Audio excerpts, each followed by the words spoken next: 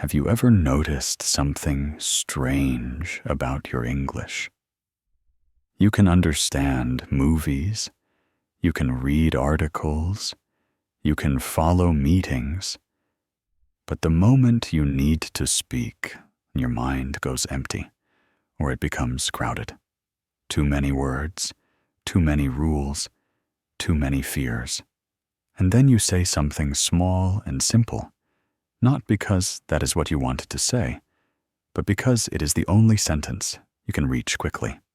If that feels familiar, I want you to hear this clearly. You're not lazy, you're not stupid, and you're not broken. You're doing what most serious learners do. You're trying too hard in a wrong moment. And the surprising truth is that the fastest way to sound more natural is not to study more. It is to live more in English, in a way that feels almost lazy. Because fluency is not a knowledge problem. It is often a performance problem. You already have a lot of English in your brain, like ingredients in a kitchen. But when you speak, you need to cook in real time.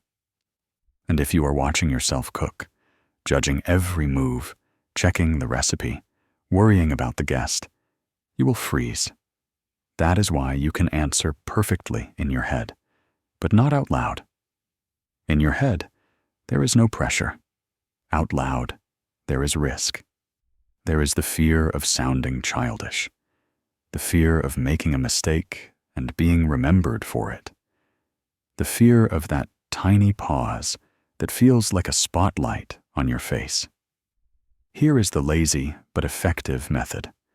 Stop treating English like a school subject and start treating it like background music in your life. Not sometimes, daily, gently, consistently. You do not need more pressure. You need more contact. And you need contact that is easy enough to repeat, because repetition is what changes your brain. Not one long study session once a week, but small, daily exposure that feels almost too easy. Think about how you learned your first language. You did not study it. You heard it constantly. You copied sounds. You used short phrases again and again. You made mistakes for years, and nobody gave you a grade. You were allowed to be imperfect. Adult learners often lose that permission. They think, I am an adult, so my English must be adult. It must be correct and impressive. But the truth is, your English becomes adult by passing through a stage that feels a little simple. You build speed first, then you build style. So let me paint a real picture. Imagine you are at work. Someone asks you a quick question in English. Maybe it is, can you send me the file by Friday? And inside your mind, you start translating. You search for the best response. You wonder if Friday needs the word by. You wonder if you should say, sure, of course, no problem, absolutely, I will, I can. And during that mental search, your face shows stress. The other person starts to feel awkward. The moment becomes bigger than it should be. What if, instead, you had already heard the phrase by Friday 100 times this month, because you listened to natural English while making coffee, while walking, while cleaning, not studying, just listening. Then the response comes out without effort. Yes, I will send it by Friday. Simple, clear, done. This is why the lazy method works. It reduces the thinking. It replaces translation with familiarity. And familiarity is everything. Now, when I say listen daily, I do not mean torture yourself with difficult podcasts where you understand only 30%. That is not lazy. That is stressful. Lazy means comfortable. Choose content you enjoy where you understand most of it, maybe 70 to 90%. A TV series you like, a calm podcast, YouTube videos about cooking or travel or business, whatever matches your life. The point is not to learn new grammar. The point is to soak your ear in natural rhythm, natural speed, and natural phrases, again and again, until your brain stops seeing English as a test and starts seeing it as normal. And there is a second part, and this part is so important if you want to speak. You need tiny output, but in a lazy way, not presentations, not debates, tiny output that feels safe. For example, talk to yourself in English in the most boring moments of your day. Seriously. When you are getting dressed, say, I need a clean shirt. I am running late. I will take the subway. When you are cooking, say, I am chopping onions. This smells good. I should clean the pan. This is not about being creative. It is about building a habit of thinking in English without pressure. Because many learners do not struggle with English. They struggle with the switch. They cannot switch into English mode quickly. They stay in their native language mode, and then they try to translate. And translation is slow. Translation makes you hesitate. Translation makes you feel less intelligent than you are.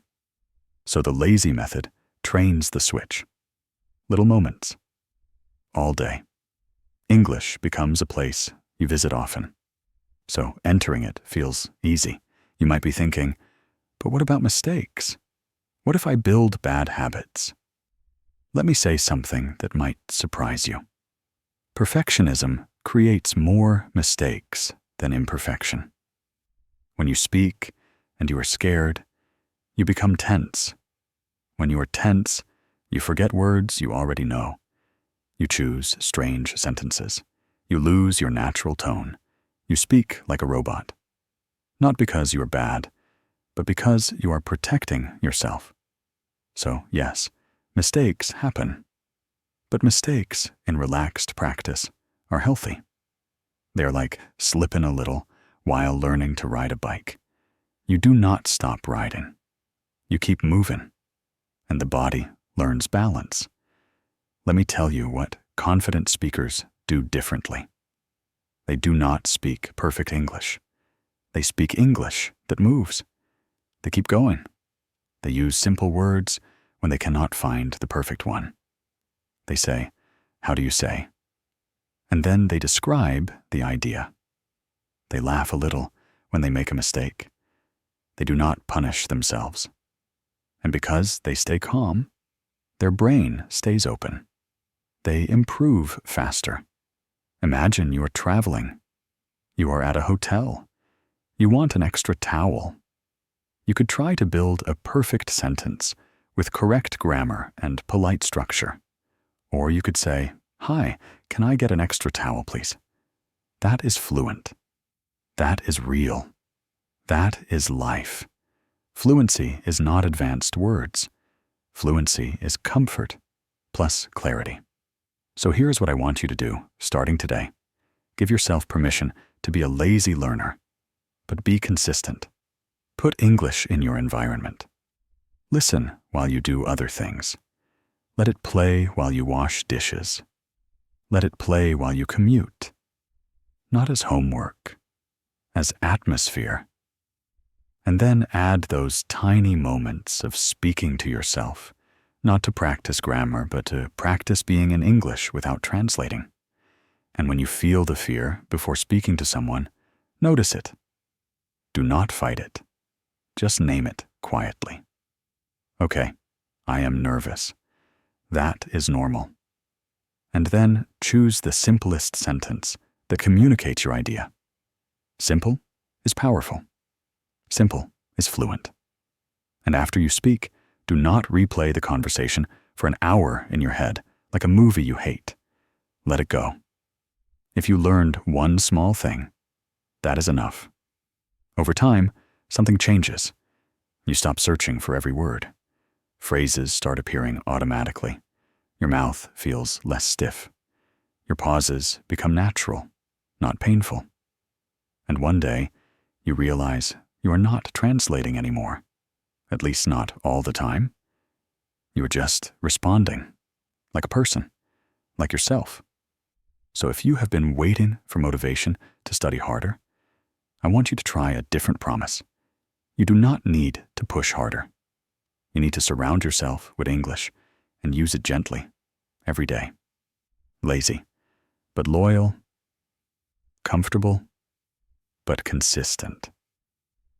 Because the real secret is this: fluency grows when English stops feeling like work and starts feeling like life.